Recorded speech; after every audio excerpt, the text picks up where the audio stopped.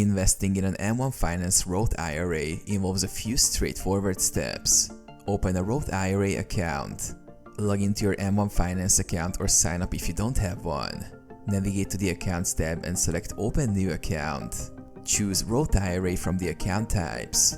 Complete the registration process by providing personal details such as your social security number, employment information, and financial details. Fund your Roth IRA. Transfer funds into your Roth IRA. You can do this via a direct deposit from your bank account or by rolling over funds from another retirement account. M1 Finance may also offer options to set up recurring contributions. Create or choose a pie. Once funded, go to the Portfolio or Pie section. You can create a custom pie by selecting stocks and ETFs and allocating percentages according to your investment strategy.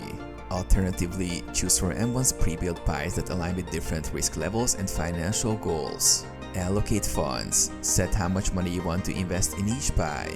You can make a lump sum investment or set up automatic deposits to regularly contribute to your Roth IRA. Monitor and adjust. Regularly review your Roth IRA portfolio.